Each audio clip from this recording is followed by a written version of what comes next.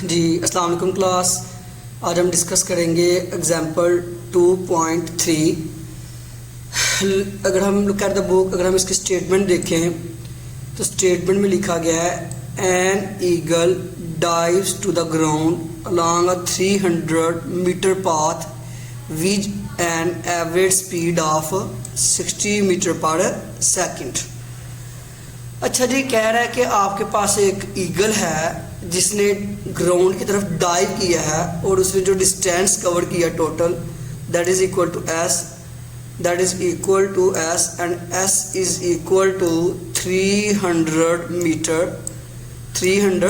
Metre और किस speed के साथ इसने उसी डिस्टेंस को कवर किया है with a speed of 60 metre per second. This is the average speed. How long does it take का मतलब क्या है? It means that you have to find the time. How long does it take? It means that you have to find the time. वो time आपने find करना है जो उसने इस डिस्टेंस को कवर करने के लिए जनाब यूज़ किया। अब मूव करते हैं इसके सोल्यूशन की तरफ।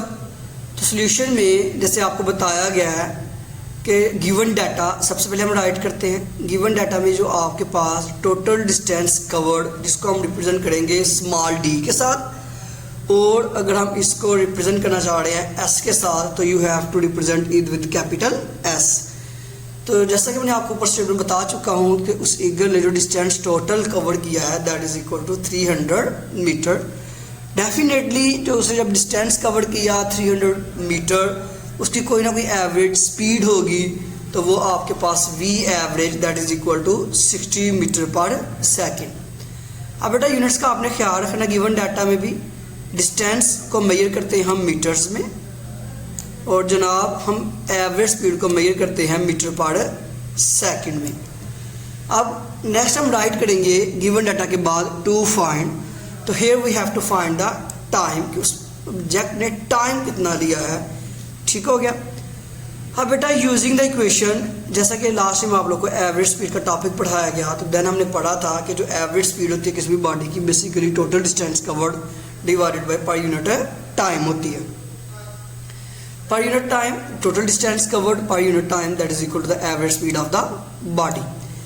अगर मैं इस इक्वेशन को मॉडिफाई करूं, this implies that like this one, this implies that T आपके पास डिवाइड कर रहा है तो इस साइड पे जा क्या कर जाएगा मल्टीप्लाई।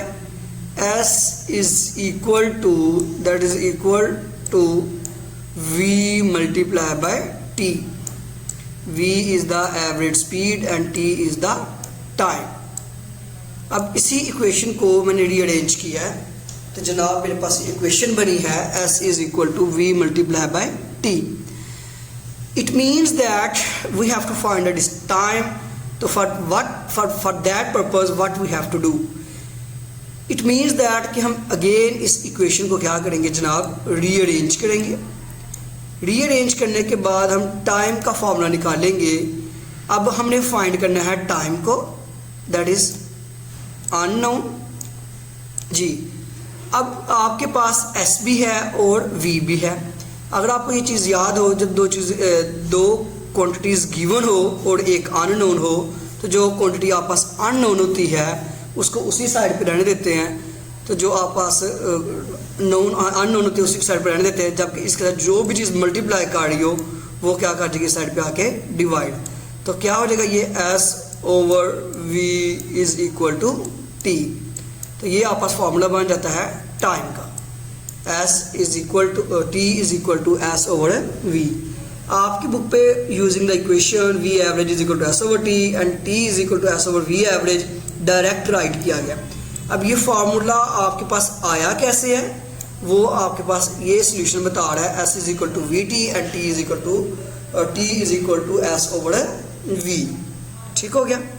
अब डेफिनेटली फार्मूला रीअरेंज हो चुका है। अब हमने वैल्यूज़ पुट करनी है, तो वैल्यूज़ पुट करेंगे तो देन हमारे पास जो डिस्टेंस है that is equal to 300 divided by 60। गौर कीजिएगा, एक आपस डिनोमिनेटर में जीरो क्या हो जाएंगे कैंसिल हो जाएंगे, कट हो जाएंगे, तो ये जीरो साथ कट गया, इधर आपस क्या बचा 30 divided by 6। 30 divided by 6 means that 6 का टेबल अगर हम पढ़े 5 तक तो 6 5 30, तो ये आपके पास आंसर आ रहा है that is equal to 5 second. अब इस 5 second that is a time eagle dive to the ground by covering a distance of 300 meter with a speed of 60 meter per second। It means that 5 second वो time हुआ जो eagle ने 300 metre cover किया average speed 60 metre per second के साथ, वो total आपस आया 5 सेकेंड का। तो ये एक न्यूमेरिकल प्रॉब्लम लॉन्ग क्वेश्चन में 5 मार्क्स का आता है और जबकि शॉर्ट क्वेश्चन में 2 मार्क्स का पूछा जाता है। That is very very important example, you have to do yourself and write it as your homework, learn plus write। अगर हम साइड इंफॉर्मेशन देखें तो यहाँ पे बताया गया है कि माउंट स्ट्रीट हेलेंस इरप्टेड इन 1980। तो हमसे क्यों पूछा जा सकता है कि जो हेलन इरप्टेड है, स्ट्रीट हेलन इरप्टेड मीन उसमें से कब लावा फटा, तो वो आपने ईयर याद रखना है दैट इज इक्वल टू 1980। अब कहते हैं causing rocks to travel at velocities up to, और जो रॉक्स ने ट्रैवल किया with a velocity of 400 kilometre per hour. अच्छा 9th क्लास ये जो 400 किलोमीटर पर आवर है दिस इज़ वेरी इंपॉर्टेंट। अक्सर इनकी यूनिट्स कन्वर्जन आ जाती है कि you have to convert 400 kilometre per hour to metre per second, या कोई भी वैल्यू दी जाए किलोमीटर पर आवर से आपने मीटर पर सेकेंड में जाना है। तो इसको हम सीख लेते हैं। हम क्या राइट करेंगे 400 किलो की जगह हम राइट कर देंगे जनाब that is equal to 1000 kilometre है ना, तो दैट इज 1000 मीटर। अब पर आवर हम क्या करेंगे 60 minute multiply by 60 second. Look at the book, dub 0 0 के साथ कैंसिल, अगेन 0 0 के साथ कैंसिल। अब आप क्या काम करेंगे, ये 400 को 10 से मल्टीप्लाई करवाएंगे डिवाइड बाय 36, देन ये जो आपके पास यूनिट कन्वर्जन होगी वो जनाब होगी आपके पास मीटर पर सेकंड में, कि कैसे आपने किलोमीटर पर आवर से मीटर पर सेकंड में आना है।